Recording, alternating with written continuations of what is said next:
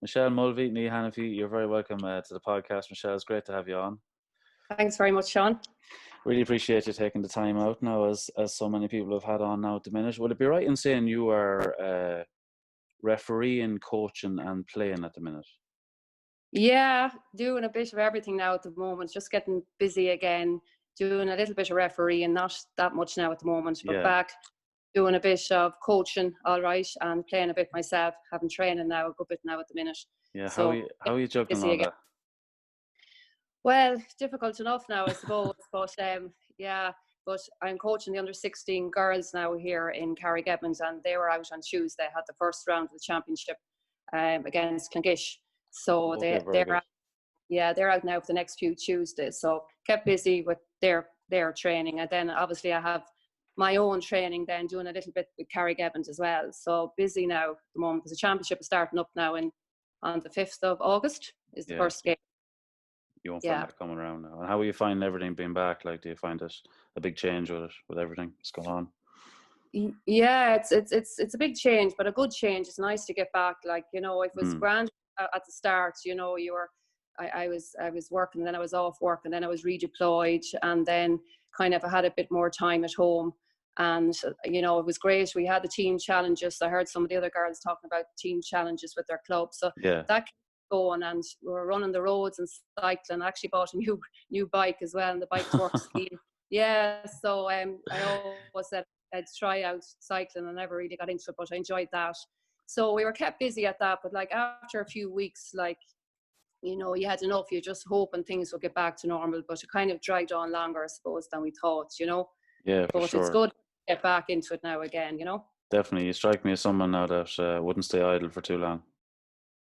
No, the challenges now, we did this thing for charity, Pieta House and Jigsaw. So we were put on all different teams, so we had to, you know, clock up the mileage, and it was very competitive actually at the end. So you know, so your team got so many points for a win. So I was out now, I think morning, noon and evening. So yeah, I was kind of kept busy at that. It was good fun though, like, you know. Cool. You'd have a competitive edge to you, would you?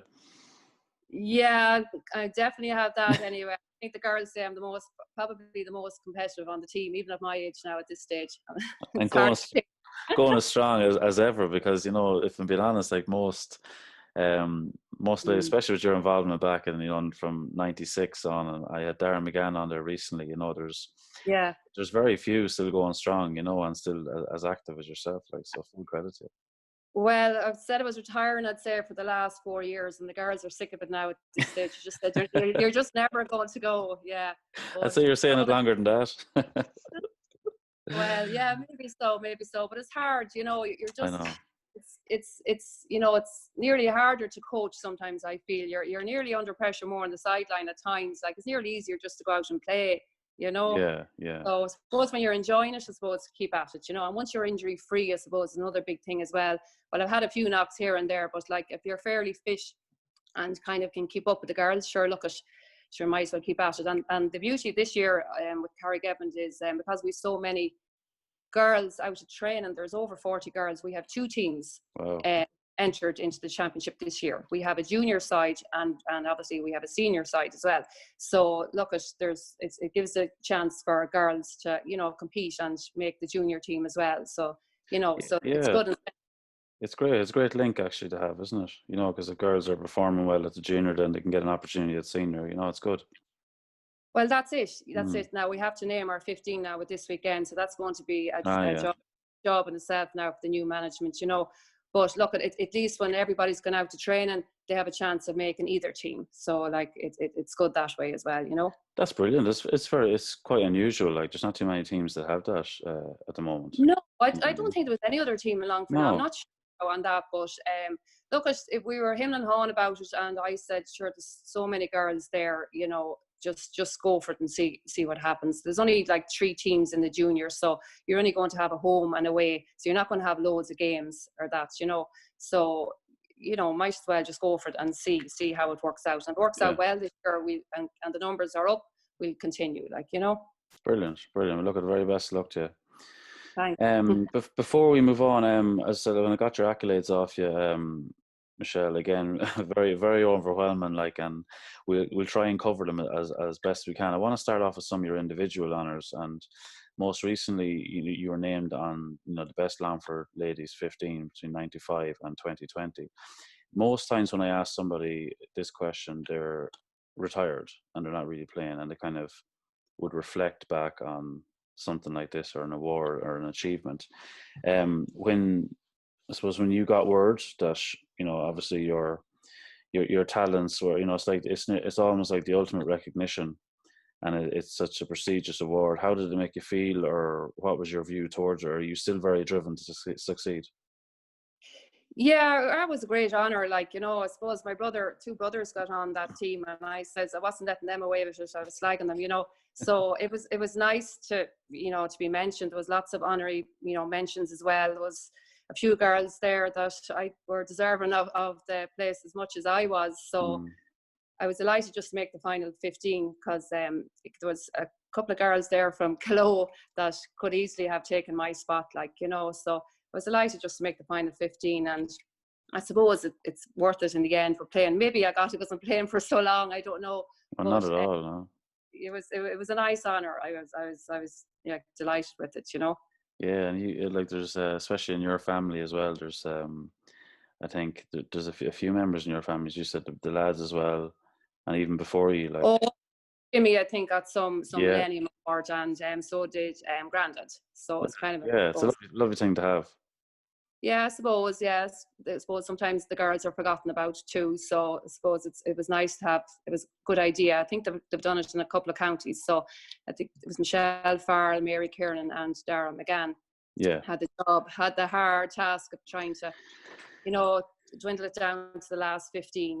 So I'd say there was a lot of debating that evening. Yeah, well, it's hard. Look, as those sort of things they're very hard to do. Like, and you can, as you said, you could be going on for weeks and then trying to narrow it down. But I suppose when you're playing so long and you played against so many girls and played with so many different girls as well, the conversation will always come up. You'll always be talking about different players, and I suppose in that way they're never really forgotten, because you always remember the talent that you were playing alongside and against.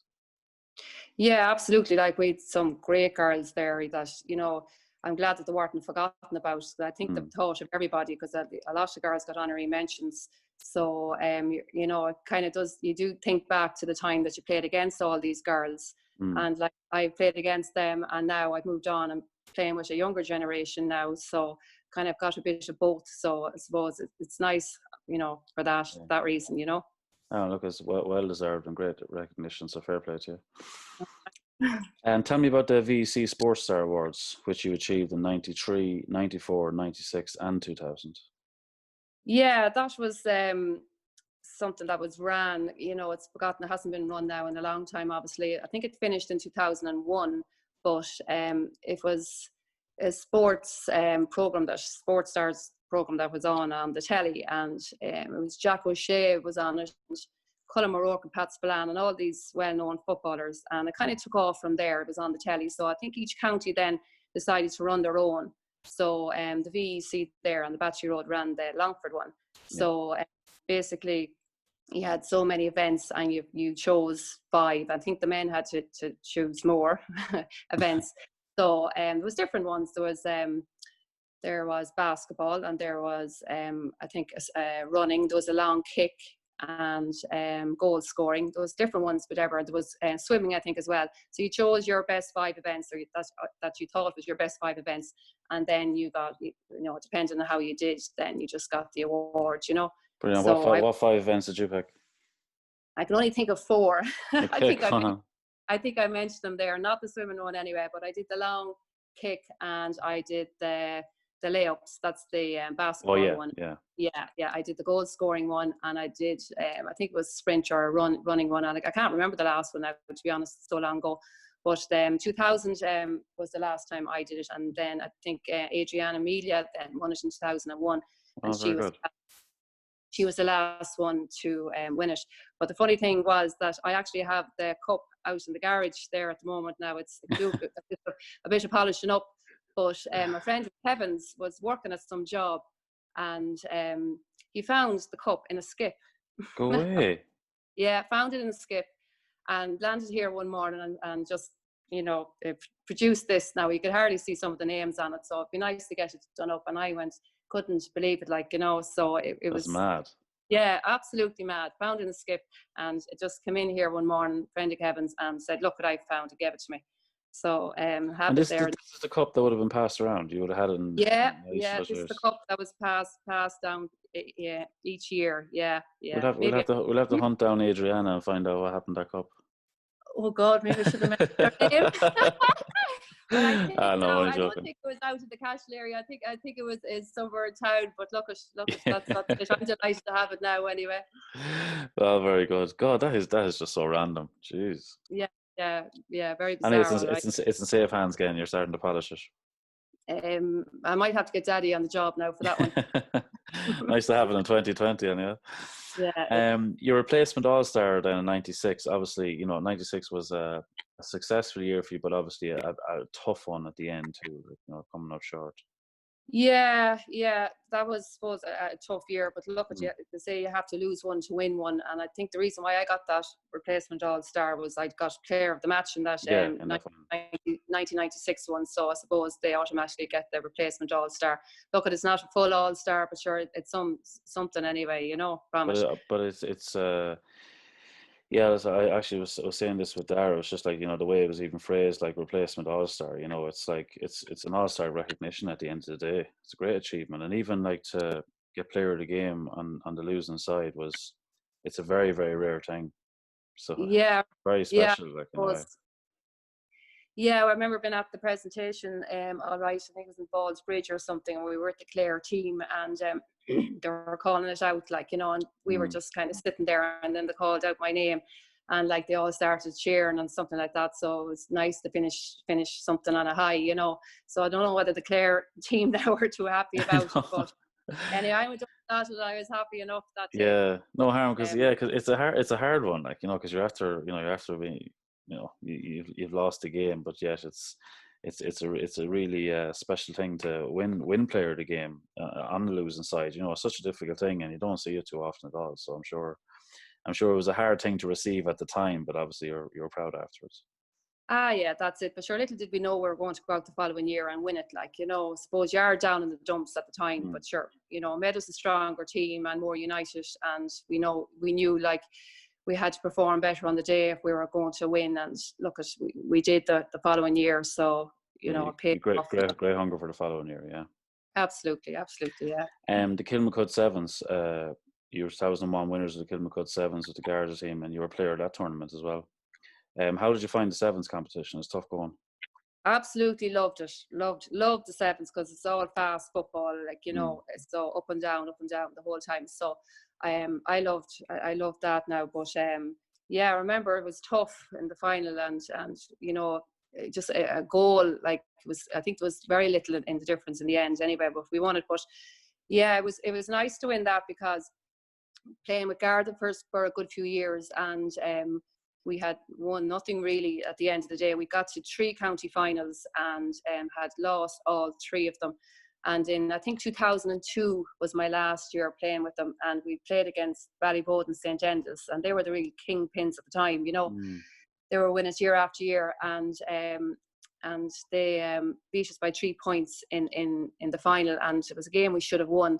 But when I rang Mammy this morning and I was asking her for a date, I think it was the basketball or something, and she said she had the black sack out. It's full of paper cutouts from the 3 of us, and it's down in Mammy's attic in Drumlish. And she pulled out the bag and she said, Michelle, if I have to start pulling out these cutouts, they nearly cover. She said they nearly covered the top field out here at the back. She says, but she stuck her hand in anyway. It was like a lucky dip anyway, and she stuck her hand in and she pulled out the report on that final that I'm just talking about now. Yeah, she just pulled it out, and it had a write up, and anyway, I said, read a bit of it there, and it said that, you know, we only scored 2 points in the first half, and she said, did you play at all in the first half? She said, but they had a great write up, was the Herald, and I think they called me the Longford Lion of God, and part of it anyway. But I remember hurting my thumb in the first 10 minutes and looking at my thumb at half time, and all my thumb was pure yellow, and you know, I had got a bad old bang in it, and I just took a painkiller and I'm back on to play the second half. And you know, it was a game that we, you know, we should have won, and we were through for a couple of goal chances and just kicked them wide. And look at, you know, amazing. You never forget those things, isn't it? No, never forget that final. And I suppose you talk about the accolades there and everything. It's just one thing I haven't got is a Dublin County, you know, championship. I would have loved to have won one of them, you know, because we were so close on many occasion, you know. Yeah, that's what makes it more difficult. You just said the closer you come, and to be losing so narrowly as well. Yeah, it was one now I think we threw away, but sure, I think after that then I had enough of it, and we moved down to Longford, and then I transferred then over to Carrick-Edmonds because I was moving into the parish, you know. Right, okay. Well, look, before we fast forward up to that point, tell me about the Hannify household when you were young, coming up, and the role of sport in your life. Well, from our conversation so far, obviously it was a massive part of it from a young age. Yeah, it was. Sure, I suppose I grew up with Gaelic football. I was always surrounded by Gaelic football in my house. Like, you know, I remember going to daddy's games and Colin's games as well. And, you know, always thinking I'd love to be on a team, you know, because there was very little really girls football when I was in national school. I never played in girls football in national school at all. And then there was just the boys football, and that was it. And the girls weren't allowed to play. It was more or less frowned upon, I suppose, at the time. Yeah. So, you know, so I used to go off to Colin's games and watch him and enjoyed that, and Daddy as well.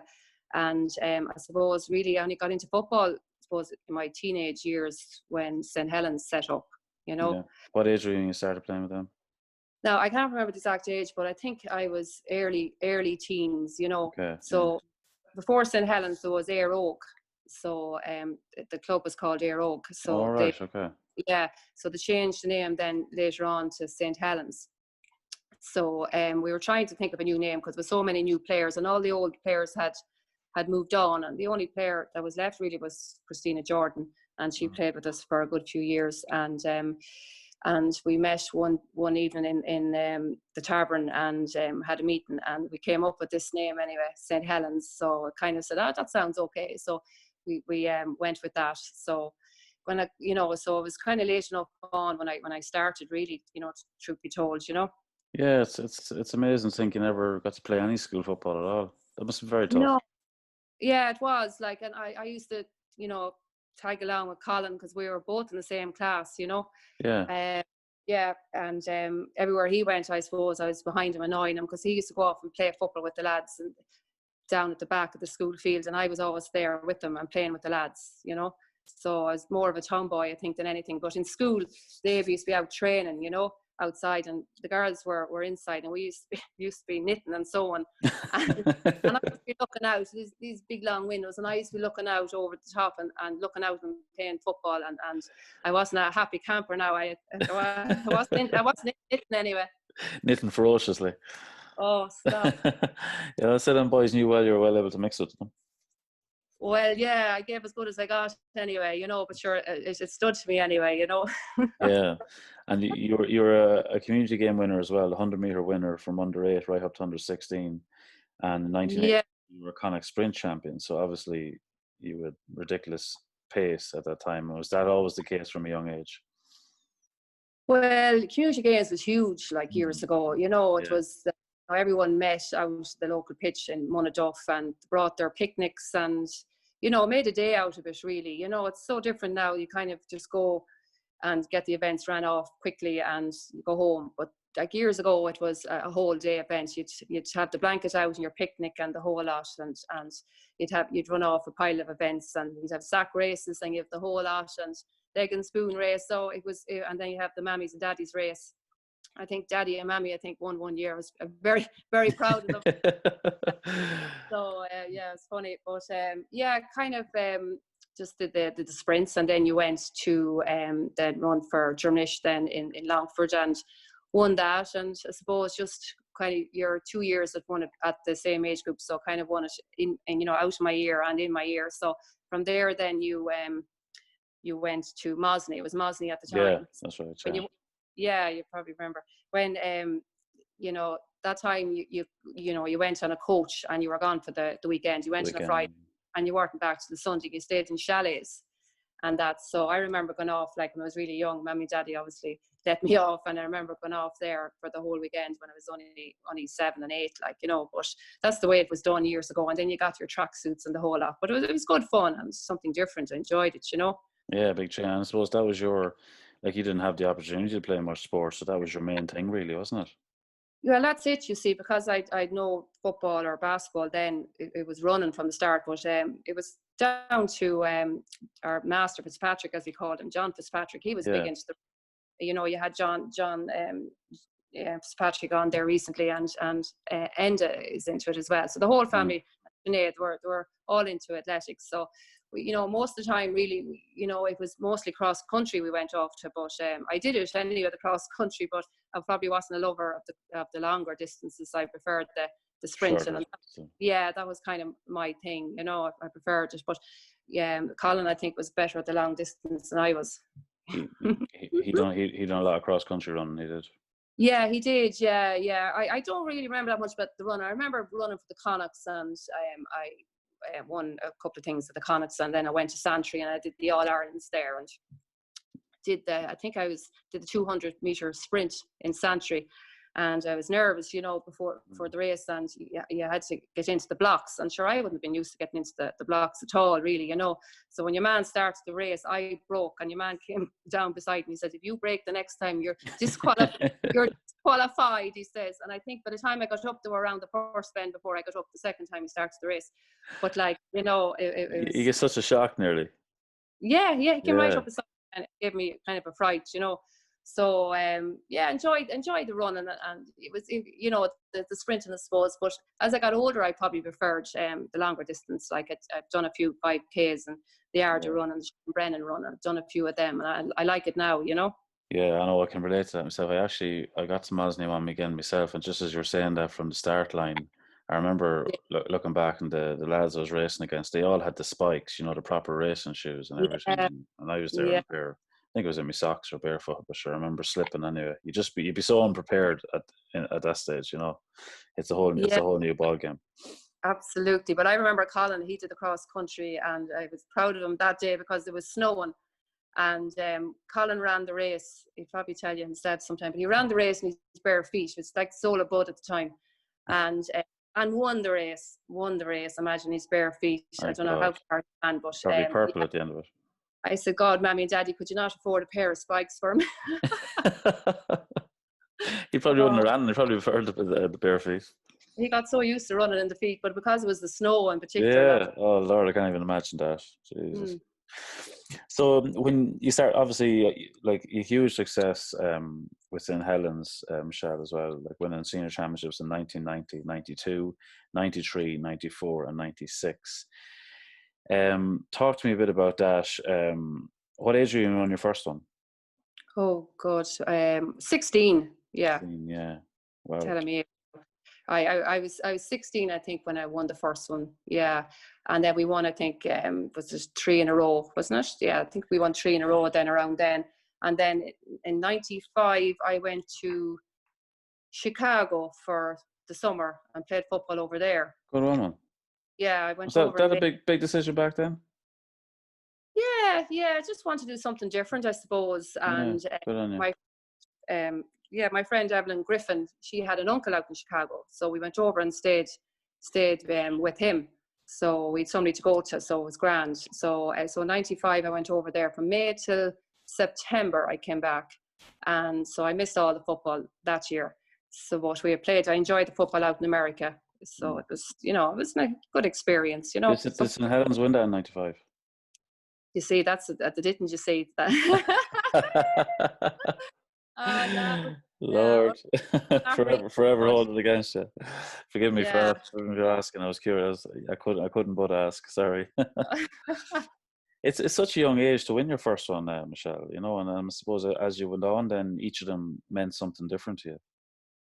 Well, yeah, I suppose you're young. You just don't, you know, think much about them. I suppose when you get older and look back, you reflect, you do, you know, as you get older, you appreciate these things more, as I did, and you probably come to it now later with Carrick-Edmonds when I won, a couple of years ago. It means so much more as you're older. then you're only a teenager. You don't really. You're in a golden era there, like, and you're winning them back to back. You're winning 3 in a row. You're winning 4 in a row, and I suppose it's probably not until you come to a time when you're not on that roll anymore, like you start to appreciate it. Then you appreciate how difficult they are to win. Yeah, I did. Yeah, especially when I moved to Dublin, as I said earlier, and I didn't. All the finals were in, and we didn't win. So then to come back down then to Carrick-Edmonds, and kind of came back down, and we were in junior at the time, and started from there, and then we won a couple of times, then moved to intermediate, and then we eventually got to senior level. And 2016, I think we'd got to a few finals at that stage. Probably was the third one. I think we won. We were beaten by Mostrom in 2015, and then in 2016 we played Ballymahon-Forgney, and we won that in 2016. So it kind of, from there then it was we went senior and that. But in 2016 was very enjoyable because we got to play in the Leinsters. So and we won a couple of games in that. So we happened to have away games that time. We didn't have any home games, and we went down. I think our first game was down Wexford. Way down at Wexford, right down at the very end anyway. So it was great buzz around the parish and that, heading off in the coach, and I really enjoyed the Leinster club that year. Yeah, and then brilliant. We got over that one anyway. I think we won that one handy enough, and then we went and we played against the Meath champions as well, and we won that as well. And then we're beaten then in the Leinster semi-final by 2 points, and St. Moores or something like that from Dublin. They were the Dublin champions anyway, so they ended up going on to win the whole thing out. So we'd only lost by 2 points. So it was disappointing to lose, and at that time. But we had a great experience, and everybody then from the parish came down to support us because of the away games, and it was a good old buzz. So I enjoyed that. Great memories to think back on. Yeah, definitely remember that. Yeah, it was great. And then I suppose then we moved up then to senior, and we expected, I suppose, to do anything in senior really, because we'd just been promoted. So, and we got new management and that stuff. So, they put a bit of belief into us and that, and we were the underdogs at the time. And, I think we surprised people then. We were winning one game after the next, and then we beat Clongish in the semi-final, and that was a tough game at home where I thought Joe McDermott would never blow the whistle. And it was ding dust in that game. So then we made the county final, and sure, when the county final day you've ever been to play for, and we were lucky to go over Kilo, I think, in that one. Yeah. But, so what a journey though, it just shows great progression. Yeah, coming from junior up to intermediate. Now it's a while, but then when you get to intermediate and senior, it's a different ball game, so but when you're winning, it builds momentum and it builds belief, and as you were saying, that's what you hit on, like if you don't have belief. That's it. We had Frank Lynham and Paul Keena over us at the time. Now I didn't play in 2016. I decided to go off and try out a bit of mothers and others for myself, because I said I was going to give it up, as I said. So I played, and I was going to start the refereeing, so I hadn't time. So in 2016, I went and played with Mostrom, but I always went to the girls' games. But they were telling me about the new fellas that were training them, and they said, "Oh, they're great, should come back and play now," So I said, "Right, I'll give it a go." So in 2017, I came back with them, and they just were very encouraging, and kind of, as you say, put a bit of belief into us that we could push ourselves that bit further, and maybe get to the county final. So we did in 2018, and they stuck with us, for a few years, and 2019 as well.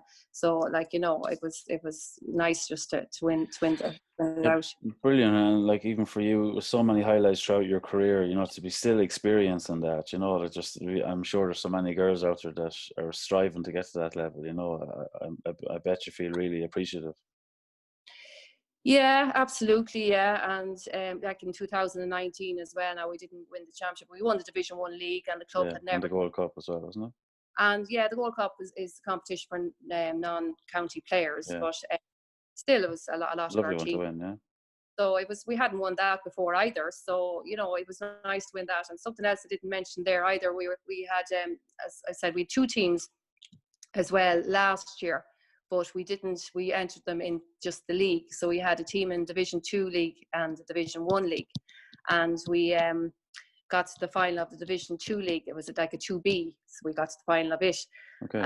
And I really enjoyed that final because I was playing with Cueva in it, and the only thing we were playing against in Helens, that was the only thing. So most of the girls I knew I was playing against, I knew them, you know.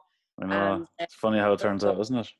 It's funny how it turns out, like, you know, exactly. So we won that final, and Cueva came on at half time in that game, and Kevin was in the stand, and he was talking to Seamus Noonan, and he was slagging about me still playing. And next thing, Cueva came on at half time, and he says, "There's another one. There's another one of them there," you know. So it was nice anyway, just to kind of play with Cueva. So I think she scored as much as I did that day. So the slagging was good after it, you know, between the pair. But it was nice. Such a moment for you both, like. It was nice just to be able to say that I got to play with her, because it mightn't happen again. You don't know. I know, it's brilliant, and actually that picture here later on, it's a great picture too as well. Oh yeah. And as a young player, I suppose, growing up, any inspirational characters or role models that you looked up to when you were starting to get involved in the football? Well, yeah, one person that sticks out in my mind, I suppose, would be Christina Jordan. Like, you know, she was kind of the oldest member on our team at the time. All the rest of the Aero girls, you know, the Aero at the time, they had retired, and Christina Jordan was there with us all the time and played. And, you know, she was just a power of strength, you know, when she came out with the ball. So I kind of looked up to her, and she, you know, she was a real role model, and she, you know, was with us as well for the All Ireland. She was selector on the 96 and the 97 team as well. So she had a huge interest in ladies football, you know. Right. So she was definitely one. I suppose then, you know, as I got older, then there's always different players you admire, you know, too. You know, Fiona Blessington, obviously. Yeah. Darren mentioned her. She's got a good friend of mine, and you know, she was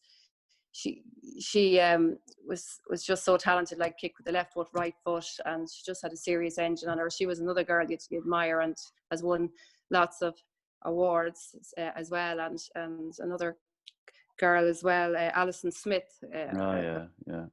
Alison, the late Alison Smith. She was another girl who was just a serious sports person. You know, I played both basketball and county Gaelic football with Alison as well, you know. So she just had such a great presence, like, about her, and she was just so agile and energetic. And when I was playing basketball with her, like, she just glided up and down the basketball court and just made everything look so easy, you know. And super talent, so she was. Oh, absolute super talent, like, and even the football field, like, she was always midfield, and just, you know, great presence, like, you know, great catch of a ball, and that, and she was great fun, a great character as well to be around as well.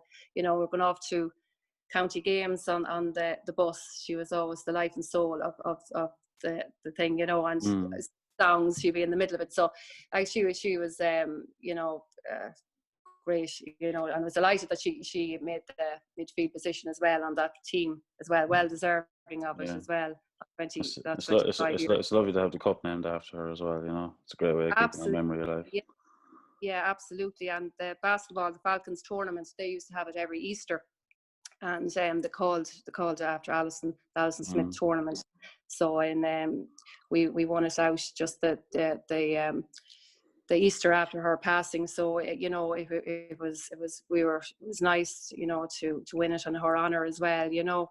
Yeah, and of course. And as well as Alison Smith, the football, when we won it in 2018, we all, you know, went over to the Rustic, and I had the cup in my hands, and I text her sister Janet, and I says, I have the cup here in my hands, you know, I'm delighted to have this, you know, did it for Adam as well, you know. So she sent me back a lovely message as well to say thanks very much, like, you know, she'd be delighted to know that you won it. So it was a lovely message back as well from her and her man Pat, you know. Yeah, she did really appreciate that too. Absolutely, yeah. So Michelle, talk to me about your county call-up. What age were you brought into the county squad? Well, we didn't play underage county at all. There was no underage set up for us. So actually Drumlish, I think, represented. Yeah, you represented Longford, yeah. Dara was telling me that. Dara was saying that Drumlish had to represent the county. So I'm not sure sure what year it was, but it was definitely in the early 90s, you know. Yeah. I was called in, yeah, I suppose 90, maybe 92, 92, maybe around that time. I'm not 100% sure on exactly the year, Yeah. you know. But brilliant. And you're at a very young age, as from 96 getting player of the match and that losing that Ireland final, and then to be able to be a part of such a memorable and special year in 97. I'd say that was a brilliant journey to be involved with. Yeah, 97 was obviously a special year, and something you'll always remember, you know. So it was, for me, it was the build up to the whole thing, you know. Of course. Yeah, so we or the Park House Hotel sponsored us at the time, you know, and we were getting tracksuits at the time, and very stylish tracksuits they were. So who made them anyway? But it was some company in Dublin. But and we get blue and white tracksuits. They were instead of blue and gold. So we ended up getting 2 tracksuits each, because then we had to get a new one made up, obviously, with the proper blue and gold. Or obviously weren't used to Longford getting to too many All Ireland finals, you know, with the blue and white they sent down to us. But yeah, it was all the hype, and you know, even on Shannon's side as well, and people being interviewed, and you know, all that. And then, you know, obviously going up on the day, and everything is down to a fine tea. You're such a time to be in the dressing rooms, and such a time to run out on the pitch, and then you're going around after, walking around the pitch, marching at the start of the game. And you know, I looked up at one stage and I saw all my family there and waving up at them, and you know, it was a great buzz and a great feeling. So for me, the build up was great. And then of course when we won, we stayed the night there, and then down the next day, and we didn't realize it was going to be such a reception, like, you know. So when we got to Edgeworthstown, there was loads of people, and it was great because you don't really meet anybody on the day of the game, you know, at all. So it was great to meet and everybody to say that they were at the game, and we didn't realize that there was, you know, going to be such a you know, so many people there to meet us and everything. So you know, that's a good memory for me, you know.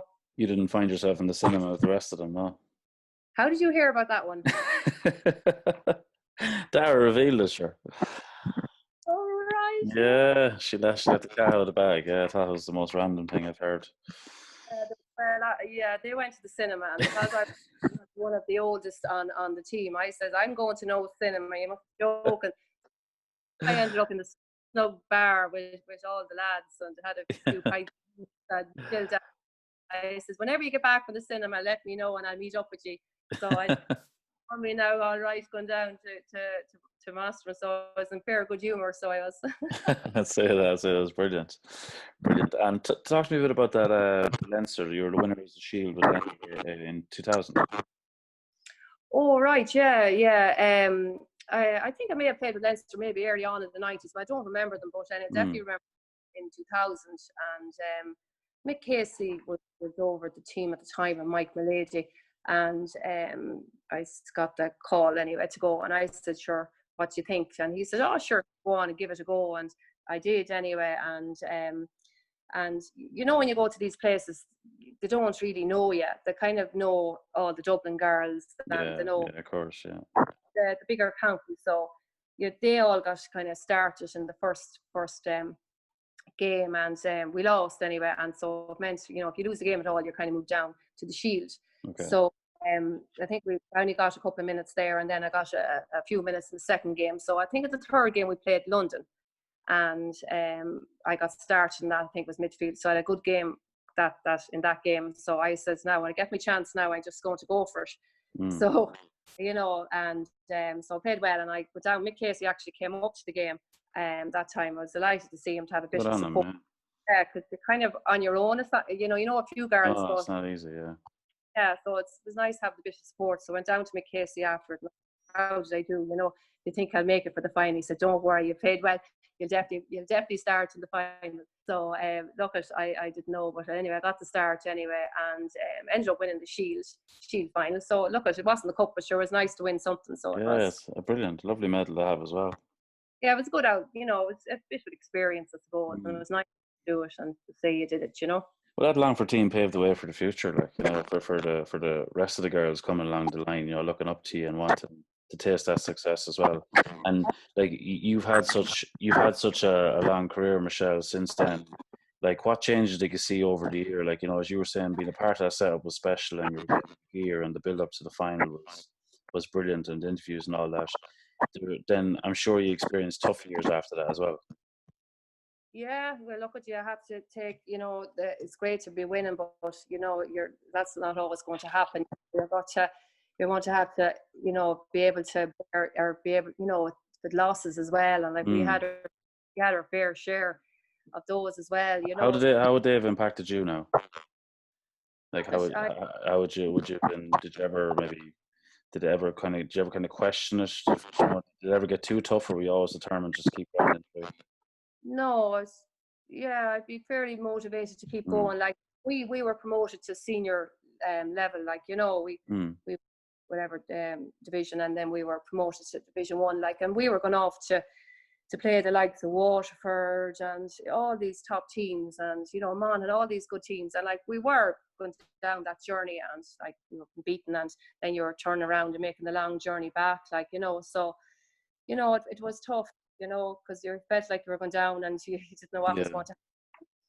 They were just, you know, bigger, stronger girls, just better than us, I suppose, at the time. But, you know, you just kind of go on. You know, I had great girls around me anyway, you know, that, you know, the likes of Fiona, Mary Kiernan, and all these girls, like, that just push you on, and just, you know, we just every year we just kept coming back, like, you know, and, you know, we just suppose if you have a love for the game, you're going to keep coming back playing with it. And you just suppose back then you hadn't as many distractions as you have nowadays. We just lived for football. Like, you didn't have, you know, much going up on social media, phones, all this stuff, you know, like they have today. So like football was our thing, you know. We just so much, you know. But very important to show that attitude to the younger generation too. You know, that when times are tough, you have to stick at it, because the good days won't come otherwise. Well, that's it. And like on our team now, we've a lot of young girls. I'm obviously the eldest, like, you know, but we've a good mix. So I do say that to the girls, like, you know, just make the most of it when you can, because you're not always going to be winning. Like, we're very lucky with the Carrick-Edmonds Underage. Like, I've been with, I suppose, the same girls for a lot of years. Like with Cole Hill School, I was up coaching the school girls with Seamus Maguire. And so probably from when Cueva was in 4th class, you know, they were used to winning finals with, first of all, with Cole Hill, and then moved on into club. Like they started at such a younger age than I did. I didn't have any of that. So they had their under 12, under 14, and now Cueva is under 16. So like they've had success nearly in all those age groups coming up. So like, you know, you have to get used to it, I suppose, when you do lose a game, you know, you have to be able to take it, you know. So like even with the Féile, like we won the Féile there a couple of years ago. We went to Cavan, and you know, that was a great experience as well, and had success at that. And then I think the one, you know, most of it, like the last year when they lost the minor against Clongish, there was a lot of those girls that took that bad. And I said, like, you know, you just have to move on. Like, you can't always you be winning. You have to be able to accept losses as well. And like, you know, they've all moved on to senior panel, and I think they realise now, you know, that it's not always going to be easy, you know. Invaluable lesson. Absolutely, yeah. Great, Michelle, thank you. And your basketball career, in '91 you won an All-Ireland C basketball winner with Moyne Community School. In 2015 you were a winner of Shannonside Basketball League and top 4 with Torpedo Basketball Club, in which you received the MVP award. And you were a winner of the Cork Masters Basketball Tournament and Kilkenny Masters Tournament.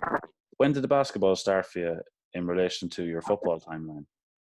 Yeah, well, basketball for me started when I was in 2nd year. Graham Williams came to the school, joined the school that year when I was in 2nd year, and he kind of started everything going. And I suppose then from there, then we had success then in Neptune, and won the All-Ireland C final against a Galway team. We beat them by over 20 points actually in the end, and they were fancied to win it. So that was it was great to win that. So really from 2nd year then I continued playing, you know, right through school. And from there then I suppose I played a bit of club. We had a club with Moyne, and then we played with Moyne for a couple of years with the club level, and then moved on then to Falcons. So I played with them for a good few years, and that's where I met Alison. And then from there, then I moved to Torpedoes, and played with them for a few years as well. So actually, I played basketball when I was in Dublin as well. I forgot about that. I played with the Swift basketball team up in Dublin. So I've always played basketball. Like it's a great sport, great winter sport, and keeps you very fit. So I really enjoyed the basketball. You know, I had success. How did you keep it all going? How you kept it all going? You know, because basketball itself is a demanding sport. Yeah, absolutely. Yeah, but basketball starts in September, October, so the football season is over. So Okay, you're the thing. Like, you've lots of the lads playing, like Kieran Donaghy and Aidan O'Shea and all them. They do that during the winter and that. But then the only clash there is, I suppose, is kind of around the February time when you're coming at the end of your basketball, February, March. There is a bit of a clash with the football, so it can be a little bit awkward then. You know. What was your position in the basketball? Oh, point guard, top of the key and everything. Playmaker. Although, but sure, anyway, I got 5. Yeah, it's a great sport, basketball. Yeah. It is, yeah. So it's come up a good bit in these chats, you know. But I don't think you could be at anything better in the winter months than playing a bit of basketball, to be honest, especially when you get a cup butter. Yeah, it's good, yeah, because you know, when bad weather and all that, so it's great to be indoors. So it's good from that point of view.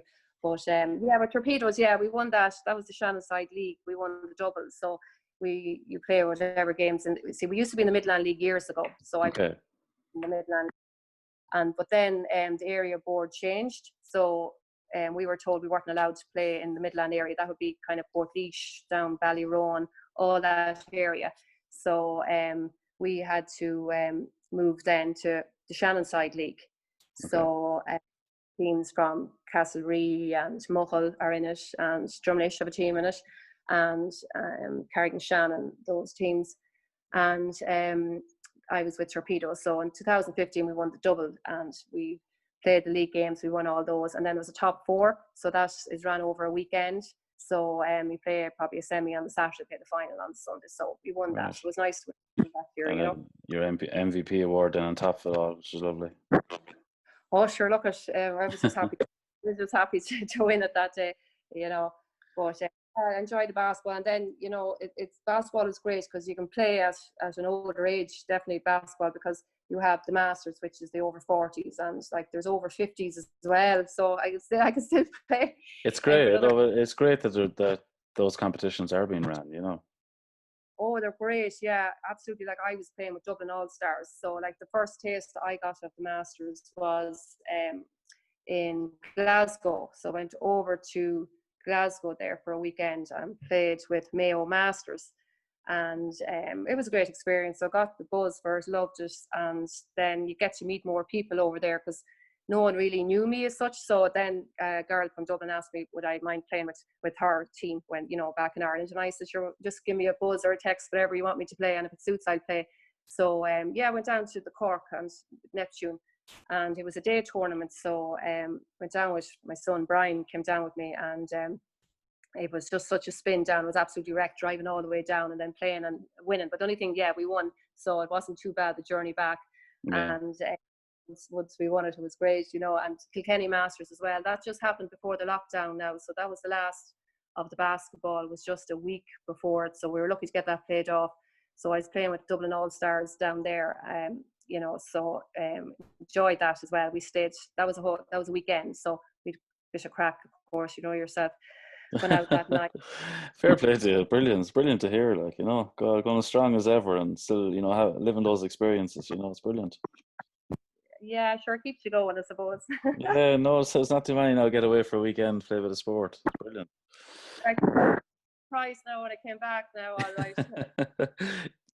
Is it hard to get permission, is it?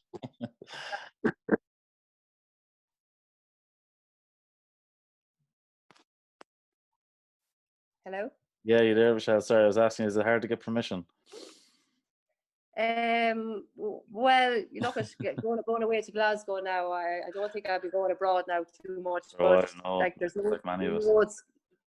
I know it's hard to get away once you have 4 kids. Like, I know, fairness, like he's very good, because I think I'm on the road most evenings, and you know, Kevin is involved in coaching as well with the football, the under-14 team here as well. So both of us are coaching, like, you know, so we're kind of meeting each other at the gate, you know. I know, but look, credit to you. You know, it's no joke, the effort that goes into it. You know, it's fair play to you, because look at this, the kids will appreciate it down the line. You know, that's what keeps them involved. And yeah, absolutely. Well, look, well, where our kids are involved, so like it's nice to I know, be part of that of it. as well, you know.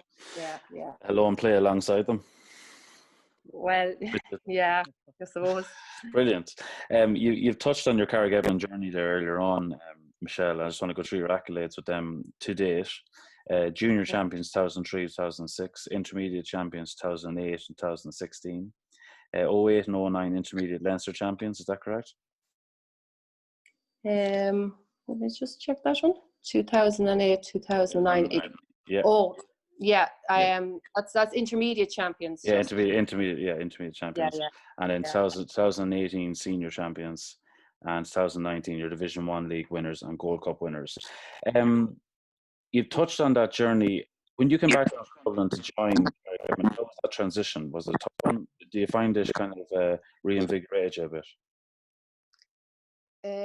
Yeah, I suppose coming down to Carrick-Edmonds, I again knew nobody, you know, and I suppose the way to meet people is obviously through sport and through football. So I suppose it was coming down from senior football in Dublin and then to play junior. But look, I don't mind. It was, you know, you're part of the team, and that's the way it was. And every game you took serious and you played, and you know, you wanted to move from junior and move up and to intermediate.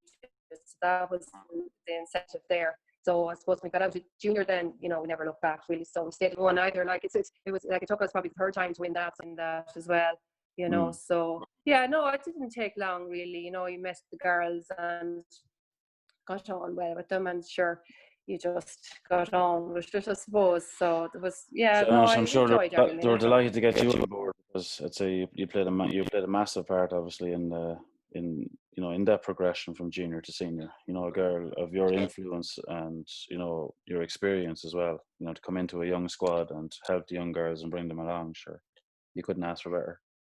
Well, I don't know about that, but lots of good girls around me as well. You know, I've Emer Powell there, Anne Ryan.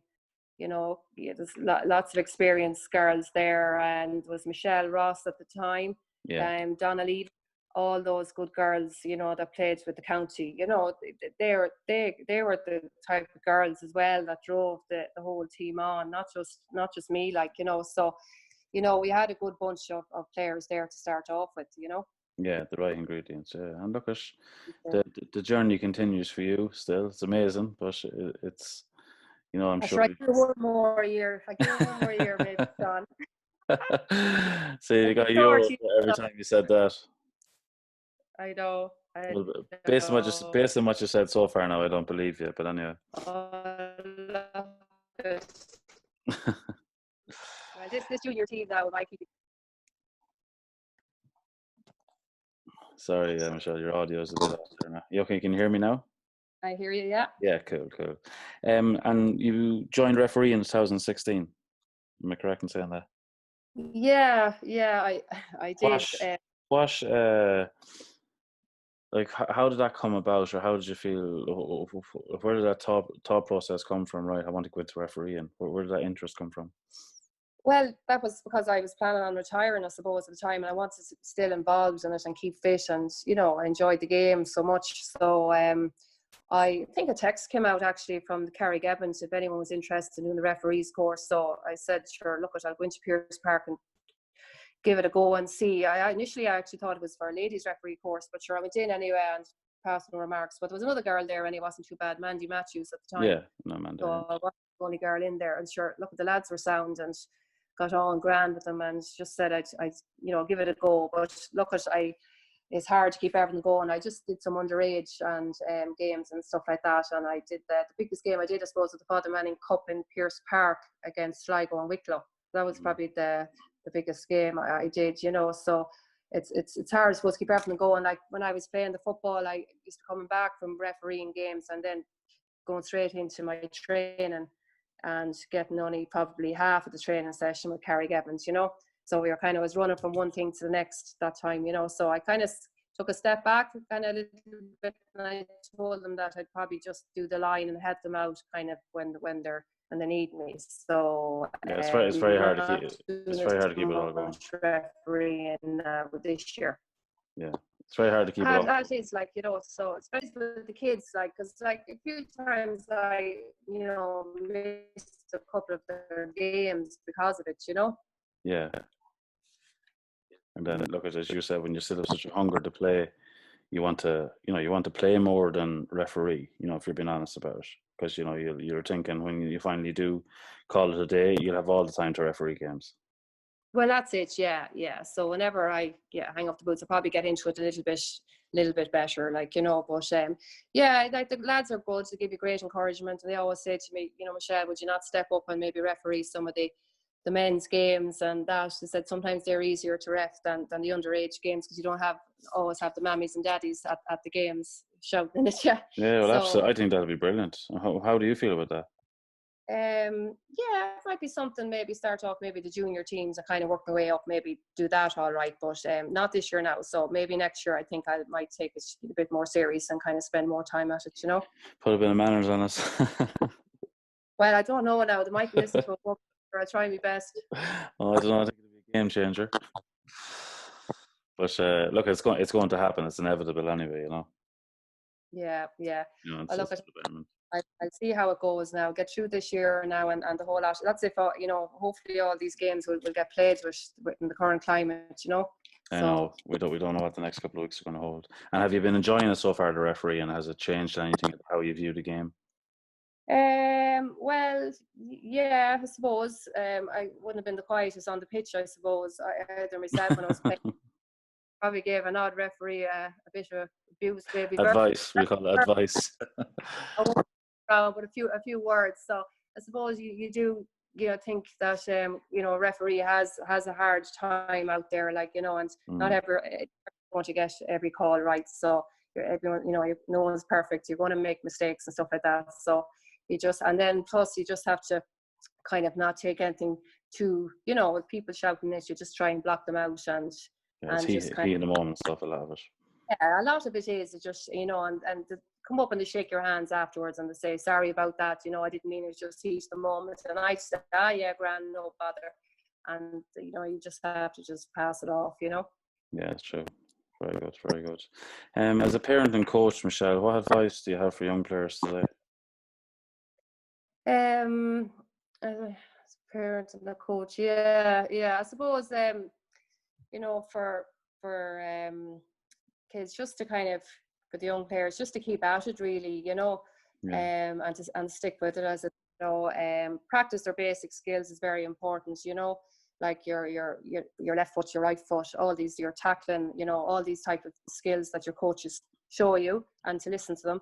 And just, you know, if things aren't going well, you know, just stick with the sport, because there's so many drop-offs, like, you know, with girls in particular, like when they get to their teenage years, they just kind of, you know, give up on the sport and you don't play any sport at all. So just suppose stick with it, you know, through good times and bad times. Yeah. You know, good, like meeting people, and it's good, like, you know. Yeah, it is brilliant. Well said.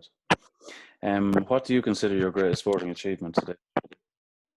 Oh, that's a tough one now. Good luck picking one. Yeah, I suppose winning the 2018 championship with Carrick-Edmonds, I suppose, for me, has been the greatest one for me, you know, because I hadn't, as I got older, I suppose I appreciated it more than I did, you know, when I was younger. And that is definitely a standout one, because I was so long kind of trying to win another one, and then when we won it, it just meant a lot, you know, to me, you know. Yeah, completely get that. Yeah, from when you first joined, and you know, that the ultimate goal, you know, that's what it is at the end of the day. It is, yeah. And it was great, because it's just such a nice bunch of girls there as well, that we were there for so long together, and just to stuck at it. flag, and yeah, stuck at it, like, you know, and you know, you know, remember that game, like, you know, we got off to a bad start, and Cologne, you know, got you know, a good start, and us think they got a goal and a few points before we registered a score, and you know, we just dug deep and stuck with it, and you know, we just kept going, I suppose. And then when we won, it was just such relief, like, you know. So I'll always remember that one. Good celebrations afterwards. Oh, there was today. Yeah, we just drove around the parish and beat the horns and the usual stuff, and drove around by some of the houses here and drove by my house, and there was people out waving their flags, and it was great. And then going back then to the rustic then, and just, you know, meeting everybody in and having a few drinks, and after, you know yourself, it was just good out banter and good buzz, like, you know, just great just to finish the year on a high, you know. Yeah, of course. And you know, as you go forward now, you think of any bit of success down the line now, that possibly not going to be an option for teams, successful teams now in the next couple of months, you know, that get together and that community involvement after a game, you know, it's hard to imagine, really. Yeah, you know, I just going to run off the championship, and you know, we're lucky, hopefully we get to run that off. So you know, football at all this year, but they're saying that they might have a Gold Cup competition, you know, for at the end of the year when the county starts back up. Yeah. They're going to try and run this off as well after the championship. But that'd be a bonus, you know, so hopefully we'll get to run off the championship anyway. And yeah, it's just a matter of kind of, they're coming fast at us now. Like, we have a game on the 5th of August, and then we have a game then on the 9th of August. Like, and yeah, you just go to the pitches now. There's no dressing rooms open, and you just come dressed and ready to go and just train, and then back into your cars and straight home. There's no real meeting and chatting, and you know, like before. Yeah, that's it. You know? Yeah, it's good. Look, at the sooner it started, the better, you know, because you just don't know what's around the corner. Michelle, how would you like to be remembered when you do eventually retire?